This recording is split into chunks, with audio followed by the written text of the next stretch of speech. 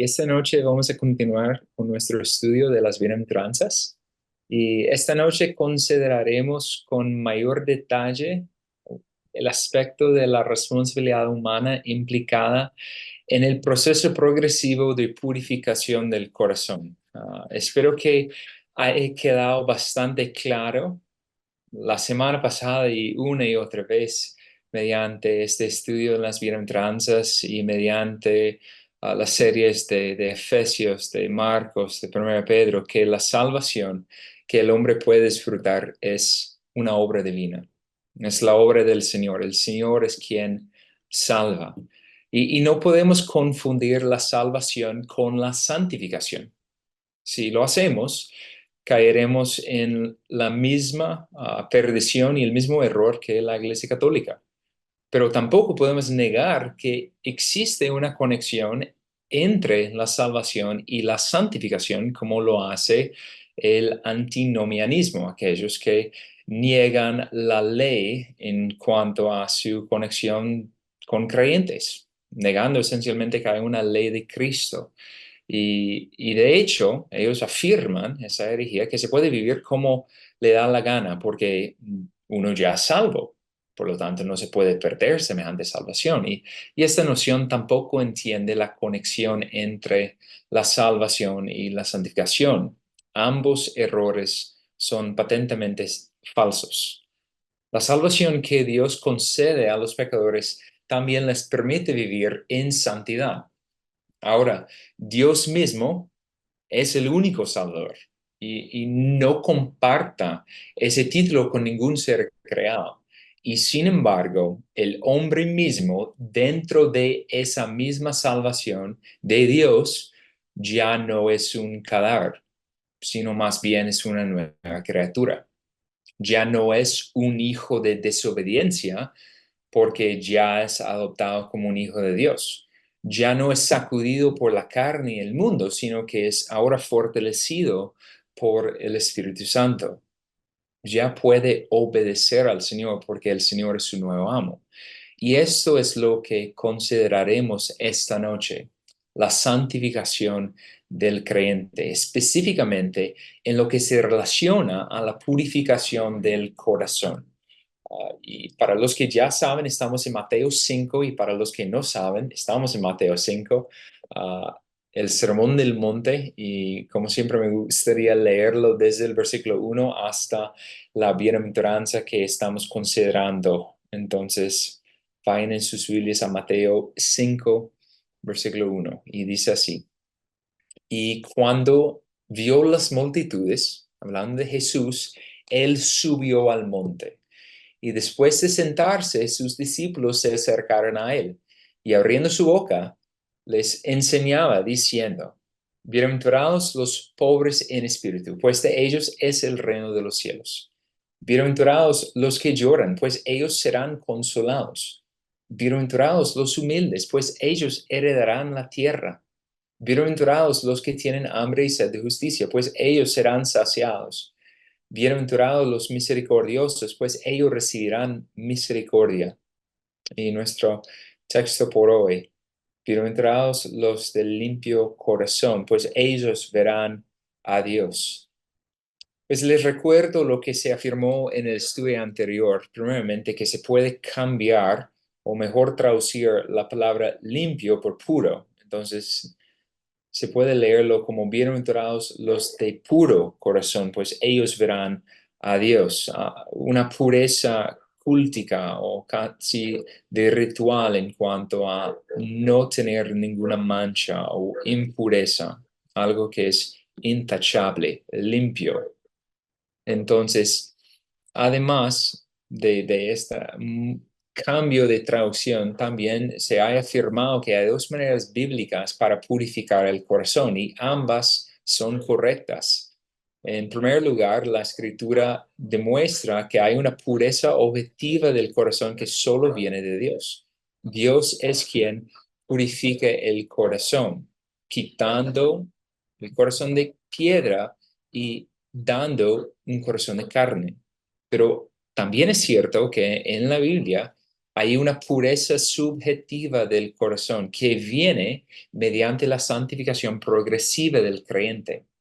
Ahora, en lo que Jesús está diciendo, lo que Él está enseñando en las bienaventuranzas, no hay ninguna distinción clara entre ambas purificaciones. A veces algunos autores o predicadores que se tiran por el uno del otro, pero no es tan evidente esa distinción.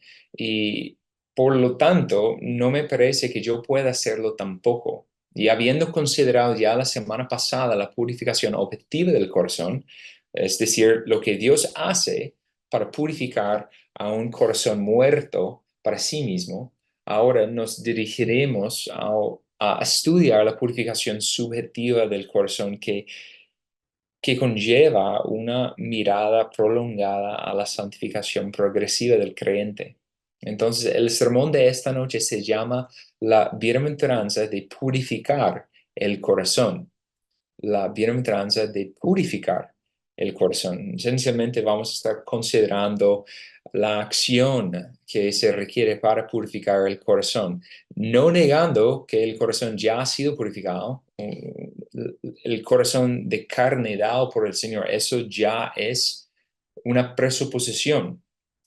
El único corazón que se puede purificar es un corazón que ya es un corazón de carne, pero veremos cómo es eso en la acción. Entonces, en primer lugar, veremos las razones de purificar el corazón o las razones para purificar el corazón. Después, veremos y consideraremos algunas evidencias de un corazón siendo purificado, cómo se luce, cómo se puede ver y observar. Y eso es útil porque nos va a permitir que podamos evaluar nuestro propio corazón y averiguar si realmente está siendo purificado o no. Y por último, quiero mirar métodos o más bien medios prácticos para purificar el corazón. Entonces, los medios que Dios ha dado para purificar el corazón. Y oro a Dios que esta noche podamos ser no solo exhortados, sino animados a ser diligentes en la purificación de nuestros corazones, confiados de la esperanza que tenemos en la palabra del Señor, que podemos realmente ser bien animados al ver todo lo que Dios ha hecho y lo que está haciendo y lo que aún ha de hacer a favor de sus hijos. Entonces, que Dios nos dé un deseo y una pasión incansable por ser santificados a la imagen de su Hijo. Y como también mencioné la semana pasada, hay diferentes clases de pureza en las escrituras. Y lo que estaremos considerando esta noche es lo que se denomina la pureza evangélica. Algunos incluso lo llaman la pureza progresiva, o la santificación progresiva. Y la idea es que esa es una pureza que solo se experimenta en una criatura caída, en un mundo caído, porque no es una pureza perfecta, no es perfeccionada, porque no pertenece al estado eterno con el Señor, sino más bien es distinguido por ser una pureza imperfecta. Suena extraño, pero a continuación veremos cómo eso luce. Y realmente lo que podemos decir es simplemente que esta pureza evangélica no es ni cerca de la pureza que Dios va a otorgar finalmente a sus redimidos, la pureza creada, la perfección de los santos mediante lo que estaremos viendo en el futuro, viendo al Señor tal como Él es, siendo transformados a su imagen y semejanza perfectamente, totalmente y eternamente. Por ahora estaremos solamente considerando la pureza que un creyente puede anhelar tener en esta vida. Y sabiendo eso, obviamente no es una pureza perfecta ni infinita, sino que se puede considerar como una pureza evangélica. Y aún esta clase de pureza, el Señor lo considera como un corazón puro. y eso nos debería animar. Y bueno, ahora sí, avanzando al primer punto, las razones de purificar el corazón. En primer lugar, necesitas purificar tu corazón porque Dios te llama a ser santo como Él es santo. Necesitas purificar tu corazón porque Dios te llama a ser santo como Él es santo. Eso no debería sorprender a nadie, pero la pureza del corazón no es opcional. No es una posibilidad o una buena idea simplemente, sino que es una necesidad porque Dios la exige de su pueblo. ¿Cuál fue el mandamiento repetido del Señor en Levítico a su pueblo? No era ser santos como yo soy santo. Y ahora ese requerimiento no ha menguado ni se ha modificado desde el antiguo pacto hasta el nuevo pacto, sino que nuevamente en 1 de Pedro 1:14 al 16, Pedro escribe a estos hijos en la fe y él los puede decir como hijos obedientes, no como hijos de desobediencia, sino como hijos obedientes. No os conforméis a los deseos que antes teníais en vuestra ignorancia, sino que, así como aquel que os llamó es santo, así también sed vosotros santos en toda vuestra manera de vivir, porque escrito está, sed santos porque yo soy santo. Eso es importante. Pensando en razones de purificar el corazón, primeramente, porque el Señor es santo.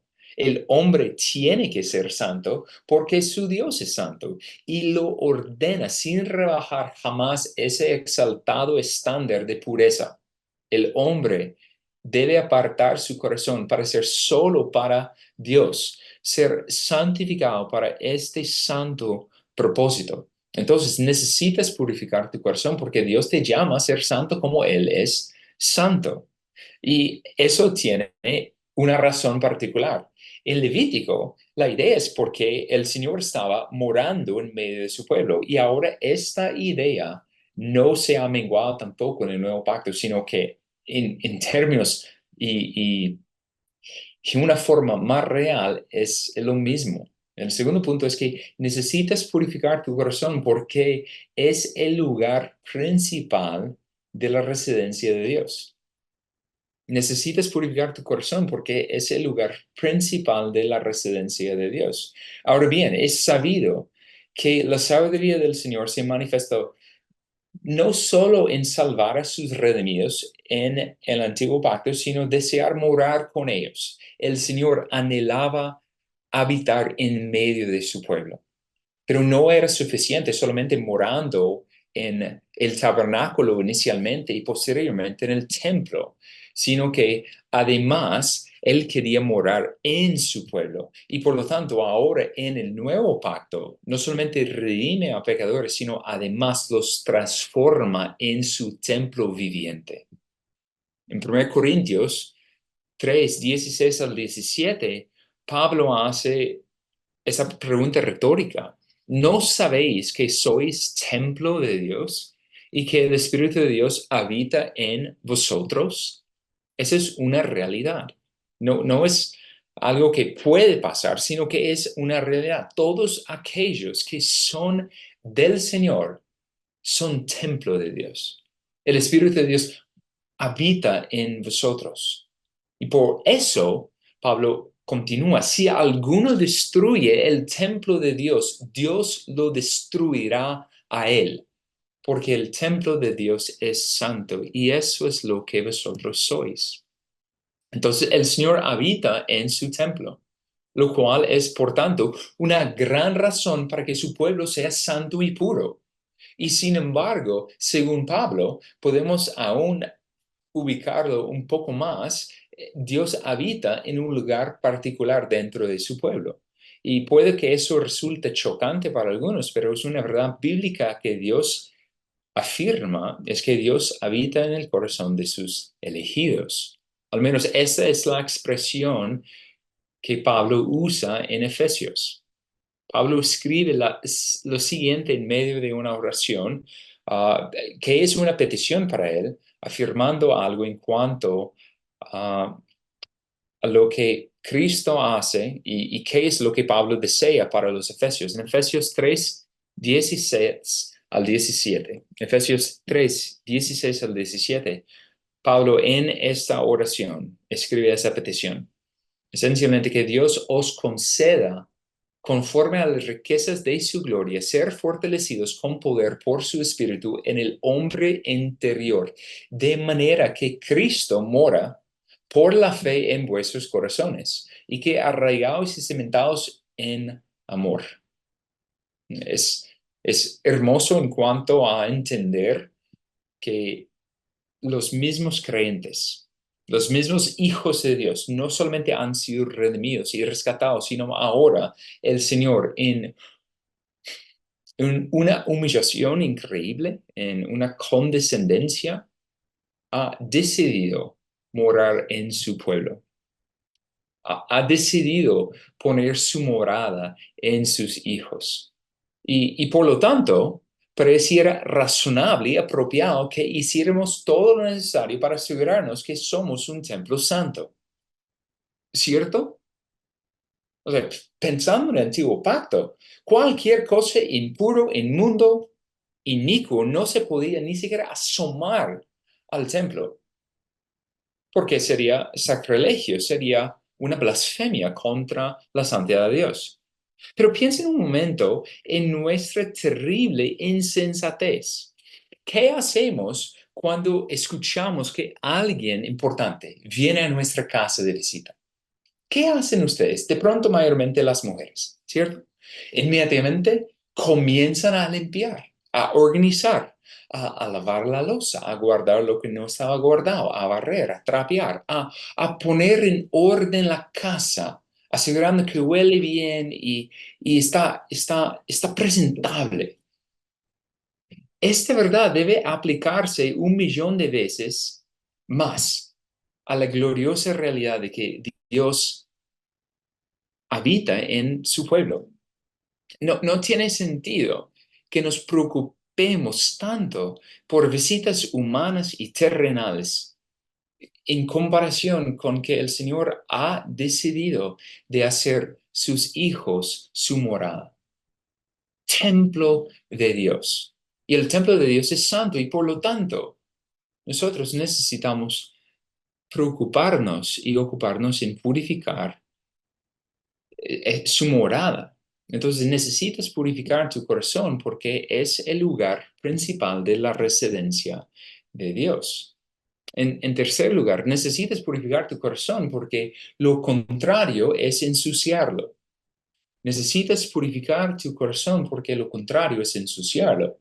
O estás purificando tu corazón o estás corrompiendo tu corazón. No hay una tercera opción disponible. Hay una falsa noción de neutralidad que se mueve muy común y de verdad es un veneno mortal que ha engañado a demasiadas personas, hijos de Dios. Supuestamente es posible ser neutral en lo que respecta a la carne y al espíritu, pero la Biblia expone esa falacia como es una falacia. Gálatas, Gálatas 6 7 al 8, un texto muy útil al entenderlo. Y aún desde el capítulo 5, hablando en cuanto a las obras de la carne y en cuanto al fruto del Espíritu, pone de frente que hay una tensión en el hombre. Gálatas 6 7 al 8 dice, no os dejéis engañar. De Dios nadie se burla, pues todo lo que el hombre siembre, eso también segará. Porque el que siembra para su propia carne, de la carne segará corrupción, pero el que siembra para el Espíritu, del Espíritu segará vida eterna.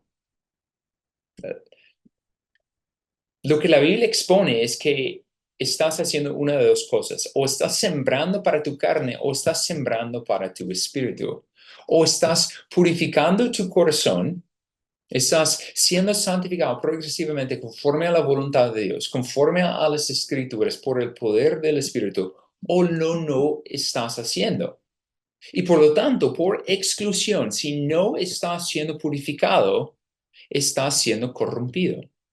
Si no estás sembrando para el espíritu, por exclusión, estás automáticamente sembrando para tu carne. No existe neutralidad en la vida espiritual, en la vida cristiana. No existe, no tienes esta oportunidad. No existe vacaciones espirituales del combate contra tu carne. Cada día debes purificar deliberadamente tu corazón. Cada día debes deliberadamente renovar tu mente. Cada día debes someterte deliberadamente a la voluntad de Dios. O eres siendo santificado, estás siendo santificado o no lo eres. Y la ausencia de la purificación es una evidencia del contrario, del fortalecimiento de la carne. Entonces, necesitas purificar tu corazón porque lo contrario es ensuciarlo, es corromperlo. Y por último, en este aspecto, y pensando particularmente en lo que Jesús está a punto de exponer mayormente en este texto, es necesitas purificar tu corazón para evitar el espíritu fariseo. Necesitas purificar tu corazón para evitar el espíritu fariseo.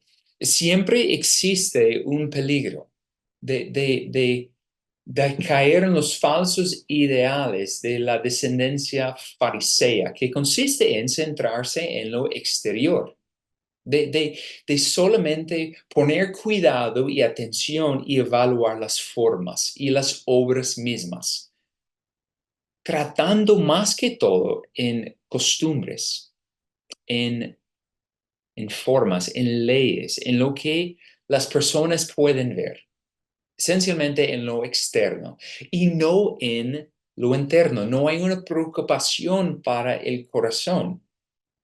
Y, y esta práctica es repugnante, está equivocado en cuanto al orden también.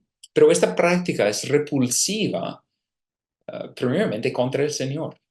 Jesucristo hablaba sus palabras más fuertes y más enfáticas contra los fariseos. Su advertencia en Mateo, sus ayes, se encuentra en Mateo 23. Mateo 23, 25 al 27, Jesús dijo estas palabras contra estos, los fariseos y los escribas. Ay de vosotros, escribas y fariseos, hipócritas, porque limpiáis el exterior del vaso y del plato, pero por dentro están llenos de robo y desenfreno. Fariseo ciego, limpia primero lo de adentro del vaso y del plato para que lo de afuera también quede limpio. Hay de vosotros, escribas y fariseos, hipócritas, porque sois semejantes a sepulcros blanqueados, que por fuera lucen hermosos, pero por dentro están llenos de huesos de muertos y de toda inmundicia.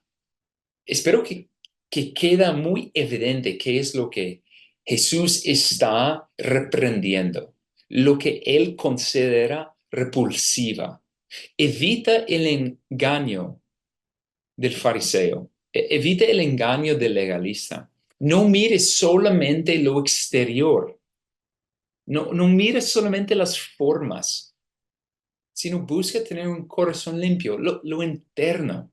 Porque si no purificas tu corazón y no vigilas tus motivos internos, es muy fácil caer en una actitud y un modo de vida legalista. Es muy fácil. Y me imagino que varios de ustedes entienden, sí, eso es lo que ha estado pasando en mi vida antes. Y a veces tengo esta tendencia. ¿Por qué? Porque es fácil desear agradar al ojo del hombre en lugar de agradar a Dios. Y por lo tanto, necesitas purificar tu corazón, lo interno, para evitar el espíritu fariseo, para caer en una actitud del legalista o del legalismo. Entonces, bueno, unas razones de purificar el corazón. Espero que eso te anima, te exhorta a purificar tu corazón. Pero ahora pensemos por un momento en algunas de las evidencias de un corazón siendo purificado. Y soy muy enfático en eso. No las evidencias de un corazón purificado como ya se logró, sino las evidencias de un corazón siendo purificado, subrayando la naturaleza progresiva de la santificación progresiva. Perdón por la redundancia, pero veremos algunas de las evidencias. No son todas, pero algunas principales. Primeramente, un corazón siendo purificado se fija en lo que es puro. Un corazón siendo purificado se fija en lo que es puro. Es decir, hay un afán, hay un deseo por ser continuamente puro y el medio para lograrlo es centrarse en lo que Dios considera puro. Hay un texto que ejemplifica eso en Filipenses 4:8. Pablo animando a los filipenses a fijar sus mentes, sus corazones en algunas particularidades. Y Filipenses 4:8 dice, por lo demás, hermanos, todo lo que es verdadero, todo lo que es digno, todo lo justo, todo lo puro, todo lo amable, todo lo honorable, si hay alguna virtud o algo que merece elogio en esto, meditad. Existe un anhelo en este corazón siendo purificado por pensar en la pureza y meditar en su belleza. Un corazón puro busca entretenerse con aquello que es puro en sí mismo, especialmente con Dios y su palabra. Entonces, un corazón siendo purificado se fija en lo que es puro. En segundo lugar, un corazón siendo purificado actúa según principios puros. Un corazón siendo purificado actúa según principios puros. Es parecido al anterior, porque la mente que ha sido renovada y está siendo renovada, el corazón que ha sido purificado está siendo purificado por la aplicación apropiada que el Espíritu Santo hace de las Escrituras, procura actuar según esos principios puros. El Salmo 119, versículo 10, dice, el Salmo 119, versículo 10, dice, con todo mi corazón, mira que no hay dobleza en este corazón, con todo mi corazón te he buscado, no dejes que me desvíe de tus mandamientos. Y prácticamente podríamos leer todo el Salmo 119 por ver cómo un corazón puro, un corazón que está siendo purificado, actúa según principios puros. Todo el corazón, indiviso, está dispuesto a actuar conforme a los principios de Dios. Hay, por lo tanto, una comprensión apropiada de lo que agrada y también lo que desagrada a Dios, ya que no están siendo gobernados por los principios bajos o por los principios que antes conocía, por principios carnales, sino que ahora está siendo guiado y actuando por aquellos principios puros que se originaron en Dios y fueron revelados para nuestro beneficio. Es aquel que está actuando esencialmente en conformidad con la palabra del Señor. Y entonces, este es un corazón que está siendo purificado, que está actuando según principios puros, en conformidad a la palabra del Señor. En tercer lugar, un corazón siendo purificado repudia la inmundicia. Un corazón siendo purificado repudia la inmundicia. Podrías poner cualquier palabra ahí. Repudia la maldad, repudia la iniquidad, repudia la transgresión, repudia el pecado, repudia la inmundicia. Eso es vital. La evidencia de un corazón que ha sido purificado es ahora esa división en el corazón. ¿División en qué sentido? Ama lo que Dios ama y odia lo que Dios odia.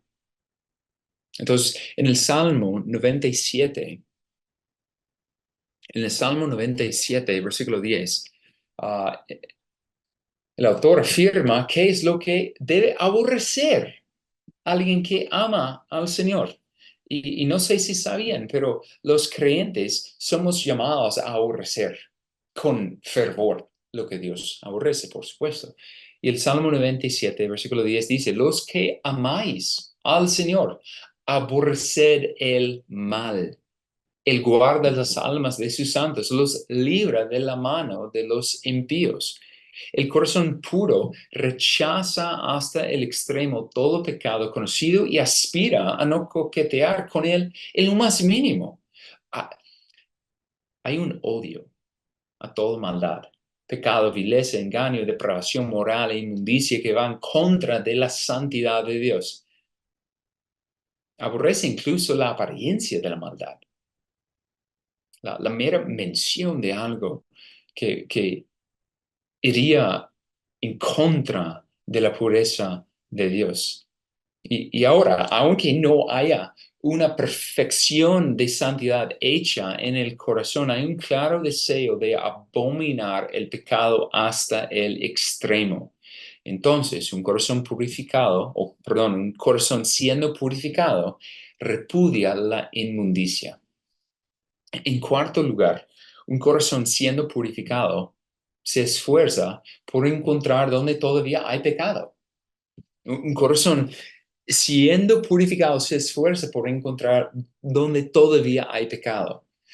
Es decir, no hay apatía con su propio pecado, no hay ceguera, no hay fingimiento, sino que hay una comprensión profunda de la maldad de su propia alma y un conocimiento adecuado de sí mismo y su propensión a crear ídolos en su corazón a su antojo. Y por lo tanto, se esfuerza, se analiza a sí mismo, no contento con el pecado que mató ayer, sino que está pendiente por si hay algo, incluso el día de hoy. El Salmo 139, versículos 23 y 24 dicen, escudriñame, oh Dios. Es una oración, escudriñame, oh Dios, y conoce mi corazón. Pruébame y conoce mis inquietudes y ve si hay en mi camino malo. Y guíame en el camino eterno. Dios, escudriñame, ayúdame a conocer quién es lo que soy y por favor, ve si hay algo en mí que no está bien, que es pecaminoso, que es iniquidad.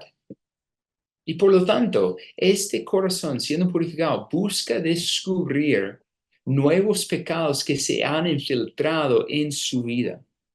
Pasa tiempo examinando su corazón, tratando de discernir si tiene motivos impuros o deseos injustos o si hay algo que no está bien.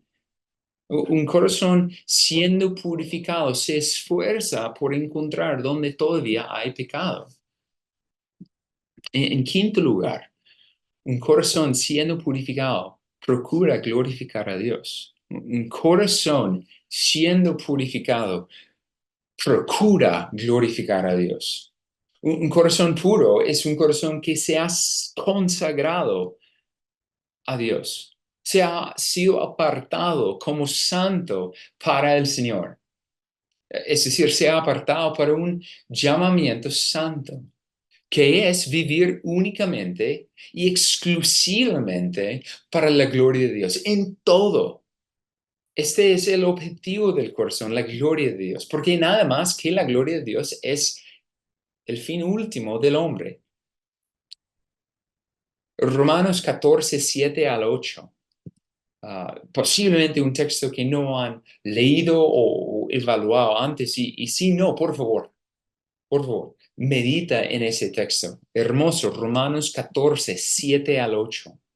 Dicen, porque ninguno de nosotros vive para sí mismo y ninguno muere para sí mismo. Pues si vivimos, para el Señor vivimos. Y si morimos, para el Señor morimos. Por tanto, ya sea que vivamos o que muramos, del Señor somos. Aquí es un corazón que no es hipócrita, que no está viviendo solamente para el Señor el día domingo y el resto de la semana para sí mismo y para sus ídolos falsos, sino que es un corazón que es entero, que es puro, que no es hipócrita. No es, por ejemplo, como aquellos corazones de los estafadores que simplemente le rinden homenaje a Dios, agachándose la cabeza de acción y de palabra mientras tratan de robarle su billetera. O sea, no es alguien que vive para Dios, para sacar de Dios sus bendiciones. No estamos hablando de los que aman el evangelio de la avaricia. No, ellos son falsos hermanos y odian a Dios, odian su santidad y no tienen un corazón puro, sino por lo contrario, un corazón completamente inmundo, infiltrado por deseos carnales. No, el corazón puro sirve a Dios porque ama a Dios y anhela glorificarle solamente a Él. ¿Para recibir algo? No, porque Dios es el mayor tesoro. Cristo es la perla de gran valor. No van a mejorar en su ganancia, porque Dios mismo es el Evangelio. No hay mayor propósito para existir que ese, glorificar a Dios. Y por lo tanto, un corazón siendo purificado vive para Dios. Un corazón siendo purificado procura glorificar a Dios. Y en último lugar, un corazón siendo purificado anhela ser más puro. Un corazón siendo purificado anhela ser más puro. Eso podría parecer como algo extraño. Normalmente cuando alguien es como maduro o que ha llegado a la cima de su profesión o de su habilidad, llega a tener contentamiento y un contentamiento como he llegado, no tengo que esforzarme más. Pero eso no es la idea, es no lo que vemos, de hecho, en las escrituras para aquellos que están siendo purificados. Ellos anhelan ser más puros. Por ejemplo, si Dios preguntara a los puros de corazón, como le preguntó a Salomón, preguntándoles, ¿qué es lo que deseas? ¿Qué es lo que quieres? Te lo doy. Los puros de corazón rogarían a Dios que los hiciera perfectos en santidad y pureza. Que los conformara a la imagen de Cristo. Piensen eso, si ustedes tuvieran la ocasión de recibir como un genio de Dios, pero no es un genio, un solo deseo, como lo hizo con Salomón, ¿cuál sería su deseo? Eso revela de una forma categórica la inclinación de tu corazón. ¿Qué es lo que valoras? ¿Sería riquezas, prosperidad, prestigio, sabiduría?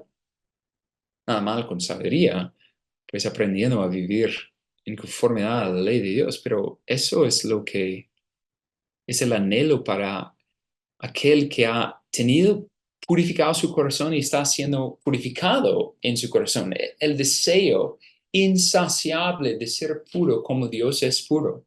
Porque esa es su mayor esperanza, estar donde Dios está en su gloria y en su santidad. Y por eso tiene muchísimo sentido. ¿Cuál es la bienaventuranza? Bienaventurados los de puro corazón, pues ellos verán a Dios. Es el anhelo más grande de estar con el Señor, de estar como el Señor es. Y hay un texto, 1 de Juan 3:3, 1 de Juan 3:3 habla de eso, hablando de la esperanza de estar con Él. Y Juan escribe, y todo el que tiene esta esperanza puesta en Él, la esperanza de gloria, se purifica, así como Él es puro. Es un deseo incesante de ser cada día más santo, de ser cada día más puro, de ser como Cristo. Nunca hay un punto en el que dice, ya he llegado, no tengo que esforzarme más. Y por eso es incluso precioso para aquellos que tienen esta comprensión, entienden aún en medio de enfermedad, en medio de sufrimiento, en medio de casi estar al borde de la muerte, ellos pueden decir, el Señor quiere santificarme más antes de nuestro encuentro, quiere que le anhelo más, que pongo más de mi esperanza y mi confianza y mi fe en Él. Eso es hermoso para aquellos que tienen esta confianza y tienen este corazón que está siendo purificado porque ellos anhelan ser más puro. Esas son algunas de las evidencias de un corazón siendo purificado. Y ahora miremos cuáles son los medios que tenemos para purificar el corazón. Y terminemos con esto. Porque ya, listo, espero que ustedes están animados a ser purificados, animados a participar en su santificación progresiva. Pero ahora, ¿cómo se lo puede hacer? Y creo que nada de eso va a ser nuevo para quienes han estado escuchando varias enseñanzas repetidamente. Pero espero que escuchen con atención y pueden evaluarse si realmente están confiados en los medios que Dios ha dado para purificar tu corazón o están descansando más en ti mismo, confiados más en ti mismo. Pues primeramente, después de haber comprendido la importancia de purificar el corazón, ahora tenemos que mirar cómo se puede hacerlo. Pero primero hay que articular que es imposible que tú purifiques tu propio corazón. Es imposible que tú purifiques tu propio corazón.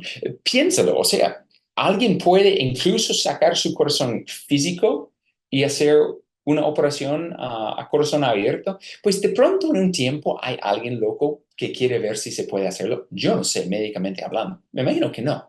Pero si ni siquiera se puede hacerlo fisiológicamente hablando, ahora, estamos hablando de algo que es espiritual, que es hablando en cuanto a santificación. No pertenece al hombre, en primer lugar, regenerarse a sí mismo. No se puede hacer. Alguien más tiene que venir desde afuera para dar nueva vida, para dar un nuevo corazón. Y eso obviamente le pertenece al Señor. Pero igualmente, incluso en la santificación y la purificación progresiva del corazón, es algo que solamente consta a Dios. Eso tiene que depender de Dios completamente. Pero ahora, esto no niega las exhortaciones del Señor en purificar tu corazón, limpiar sus manos, pecadores.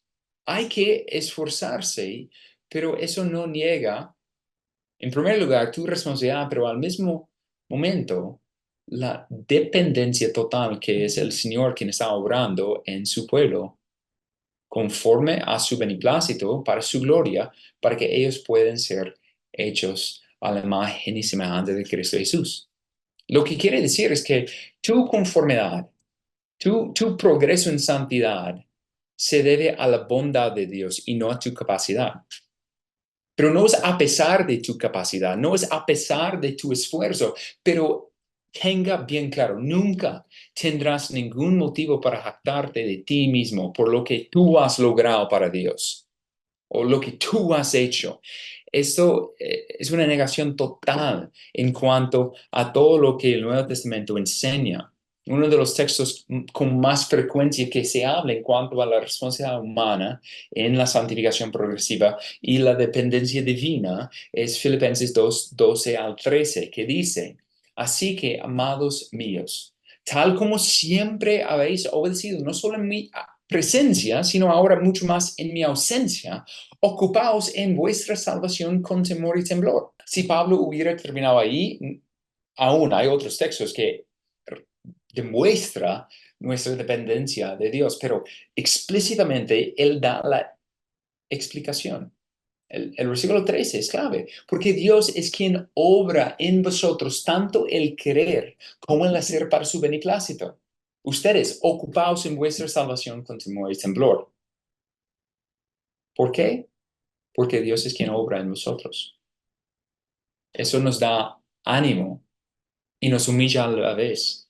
Ánimo para confiar en Dios, pero humillación al nunca poder alabarnos a nosotros mismos, sino cuando estamos siendo purificados, tenemos que decir, alabado seas Dios, por tu sabiduría, por lo que tú estás haciendo, porque tú me estás purificando. Entonces, eso es bueno, eso es correcto. Entonces, podemos ser santificados y podemos purificar nuestros corazones, pero es Dios quien lo está haciendo en nosotros. Entonces, tenemos que entender nuestra responsabilidad y al mismo tiempo entender nuestra dependencia del Señor. Y por lo tanto, tenemos que fijarnos en cuáles son los medios que Dios ha dado, ha diseñado en las Escrituras para purificar a su pueblo. No debemos descuidarlos, sino aplicarnos diligentemente a ellos en fe, confiando que a través de ellos Dios nos purificará y nos conformará a la semejanza de Cristo. Entonces veremos cuáles son. La primera, no hay sorpresa aquí, la palabra de Dios. Juan 17:17, santifícalos en la verdad, tu palabra es verdad. Es ante todo la palabra de Dios la que purifica los corazones de los hombres. Este es un medio divino de suma importancia que no debe ser desperdiciado ni menospreciado. Y muchos pueden mirar sus corazones y preguntarse por qué todavía son tan impuros. De pronto están viendo que hay una incoherencia, una inconsistencia. Y yo les preguntaré, ¿ustedes están aplicando su corazón a la palabra de Dios? ¿Se están sometiendo diligentemente y con humilde confianza a la palabra de Dios? Y ahora no es automáticamente, listo, leo un poquito de la palabra y nada más y voy a ser santo. Pues no exactamente. O sea, aún Santiago da esa advertencia en cuanto a no sean oidores de la palabra, sino que sean hacedores de la palabra. No es solamente aquellos que leen la Biblia más que cualquier otra persona que van a ser santos, sino son aquellos que al leer y al meditar en las escrituras están viendo cuán lejos están viendo qué es lo que el Señor les está exigiendo, cómo sus hijos están conformándose de acuerdo a la palabra de Dios. El que es más santo no es aquel que tiene más conocimiento bíblico, porque si eso fuera el caso, entonces los fariseos nos ponen a vergüenza. No es el caso. Hay que aplicar el corazón diligentemente y en sumisión humilde a la palabra de Dios para ser regidos por él. Es la palabra la que purifica y por lo tanto, pues pensando en quienes niegan o descuidan la palabra, dicha ausencia de la palabra no purifica. Hay que entender cómo se debe usar la palabra del Señor. Y de pronto para algunas personas no están viendo ninguna mejoría en cuanto a su acercamiento hacia la palabra. Y mi ánimo para ustedes sería, busca a un hermano o una hermana madura que está creciendo, que está siendo santificado y pregunta, esencialmente diciendo, no veo ninguna santificación en mi vida. Me dedico a la palabra del Señor, estoy intentando y no veo ninguna diferencia, no veo la santificación. ¿Me puedes ayudar? Eso es fundamental para todos aquellos que están viendo, observando que hay una incoherencia en su sometimiento a la palabra, pero la falta de conformidad a ella. Entonces, por favor, acerquen a alguien en la congregación. En segundo lugar, el sacrificio de Cristo. Primero de Juan 1, 6 y 7 y el versículo 9 dicen así: si decimos que tenemos comunión con Él, hablando de Cristo, pero andamos en tinieblas, mentimos y no practicamos la verdad. Mas si andamos en la luz, como Él está en la luz, tenemos comunión los unos con los otros y la sangre de Jesús, su Hijo, nos limpia de todo pecado. Es importante ver algo ahí. Nos limpia, no nos ha limpiado, sino nos limpia. Está hablando de algo que es una realidad presente para los creyentes. Y el versículo 9, en 1 de Juan 1, da este entendimiento más. Si confesamos nuestros pecados, Él es fiel y justo para perdonarnos los pecados y para limpiarnos de toda maldad. Ahora, El sacrificio de Cristo produce nuestra salvación. Amén. Amén. El sacrificio de Cristo además produce nuestra santificación. Amén. Esto es algo que posiblemente no entendemos, no pensamos, porque a veces pensamos separadamente en cuanto a la Trinidad. El Espíritu Santo es quien santifica, no tiene nada que ver con el Hijo, y no, de hecho, es el Hijo que además, en virtud a su sacrificio, no solamente nos salva, que es verdad, que es veraz, que ya pasó, ya tenemos vida eterna para aquellos que han sido justificados mediante el sacrificio de Cristo Jesús, pero además, en adición, el sacrificio de Cristo está purificándonos, está santificándonos mediante nuestra confesión de pecado, mediante nuestro pedido por perdón por nuestros pecados. Esto es algo muy importante. No es algo para ser salvos de nuevo repetidamente, como algunos falsos enseñan. Literalmente, algunos mirando este texto dirían que cada vez que tú pecas y no confiesas tu pecado, tú has perdido la salvación. Eso no es lo que el texto está enseñando. Es más en cuanto a una purificación. Es más en cuanto a un perdón de pecados que uno está pecando contra el Señor, pero no en cuanto a la salvación eterna, sino más bien en cuanto uno podría llamarlo la comunión temporal que uno experimenta con el Señor. Y por lo tanto, eso es importante, de ver cómo el sacrificio de Cristo Jesús, además que salvarnos, nos limpia, nos purifica de nuestros pecados, de nuestra maldad. Y por lo tanto, hay que acudir a Cristo en fe, además, para ser santificados. En adición, no solamente el sacrificio de Cristo, sino ahora sí vamos a hablar del Espíritu Santo, el Espíritu de Dios. En 2 Corintios 3:18, Pablo está articulando hermosamente cómo funciona en cuanto a la santificación progresiva y la transformación paulatina de los santos de gloria en gloria.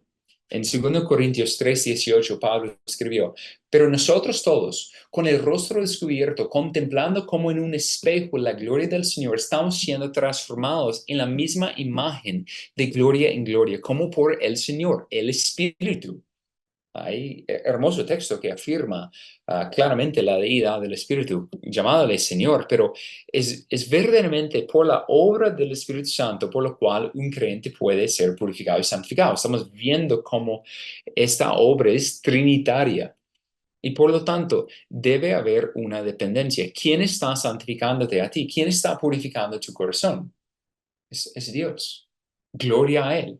Es el Espíritu Santo, según este texto, que está conformando al hombre interior a la imagen de Cristo Jesús, de gloria en gloria. Pero si vemos aquí en este texto, podemos ver algo que es muy hermoso. 2 Corintios 3:18. Voy a leerlo otra vez para ver si lo pueden entender. Pero nosotros todos con el rostro descubierto, contemplando como en un espejo la gloria del Señor, estamos siendo transformados en la misma imagen de gloria en gloria, como por el Señor, el Espíritu. Este texto habla de una realidad muy linda, muy preciosa en cuanto a cómo debemos entender la función de la palabra de Dios, Cristo Jesús, la gloria de Cristo Jesús y el Espíritu Santo en conexión. Es decir, Dios dio la palabra para santificar a sus redimidos. Cristo dio su vida para limpiar a sus redimidos. El Espíritu es quien se efectúa la transformación de los redimidos a la imagen de Cristo. ¿Cómo? Mediante su contemplación de su gloria. Estamos con el rostro descubierto, ya no está, si van antes en 2 Corintios 3, pueden ver por qué algunos tienen su rostro cubierto. No pueden ver porque no han escuchado el Evangelio, pero aquellos que han escuchado el Evangelio ahora están contemplando con el rostro descubierto la gloria del Señor. ¿Dónde vemos la gloria del Señor? Es en su palabra. Vemos y contemplemos la gloria del Señor en su vida, en su muerte, en su resurrección, en su ascensión, al considerar sus oficios como nuestro sumo sacerdote, nuestro rey, nuestro profeta, al contemplar al Señor en su belleza revelada en las Escrituras. Es en esa medida que estamos siendo transformados de gloria en gloria. Y eso es algo importante. Listo, están leyendo la palabra del Señor, pero ¿quiénes aquí están conscientemente procurando meditar y contemplar en la gloria de Cristo Jesús manifestada en la Escritura? ¿Quién está procurando ver las excelencias del Salvador? Eso es tan central, tan importante de hacer, de mirarle a Él y contemplarle a Él. Es porque aquí estamos viendo, de hecho, la sabiduría de Dios para santificar a su pueblo, mediante su palabra, mediante su Hijo, mediante el Espíritu Santo. Y aquí estamos viendo la sabiduría de Dios y cuán dependientes somos de Él para que Él lo hace. Entonces, eso nos lleva a otro medio y tiene muchísimo sentido. La oración del santo. El Salmo 51, versículo 10, la confesión de David posterior a la confrontación de Natán por lo que ocurrió con Betsai. Cree en mí, oh Dios, un corazón limpio y renueva un espíritu recto dentro de mí. Una oración de un hombre que entiende su necesidad. Todos podemos apreciar eso. Uh, y no solamente por haber cometido una transgresión tan grande, por decirlo así, en cuanto a adulterio y al asesinato, sino entendiendo que el corazón todavía no ha sido limpiado perfectamente, que todavía hay inmundicia. Y ya hemos mencionado la dependencia de Dios, pero su mayor ejemplo es la oración del santo pidiendo conformidad a la imagen de Dios, la, la sensibilidad al pecado y el arrepentimiento por ello y pidiendo a Cristo por perdón y purificación en virtud de su sacrificio y anhelando y deseando al Señor, Señor, cree en mí un corazón limpio. Somos débiles y necesitados y por lo tanto la oración no es solo un recurso como muchos han enseñado para conseguir cosas materiales. Realmente, ¿cuántos de nosotros todavía tenemos este falso y diabólico pensamiento de que la oración es el medio por lo cual yo puedo conseguir material de Dios, bienes de este mundo? Es tan triste de ver la locura del falso creyente materialista que solamente está buscando complacer a su corazón idólatra en vez de orar en contra de su corazón idólatra. Y por lo tanto, la oración ante todo es el clamor de un alma necesitada, pidiendo a Dios que haga lo que solo Dios puede hacer y dándole las gracias en respuesta a su benevolencia divina. ¿Cuándo fue la última vez que pediste a Dios que te santificara?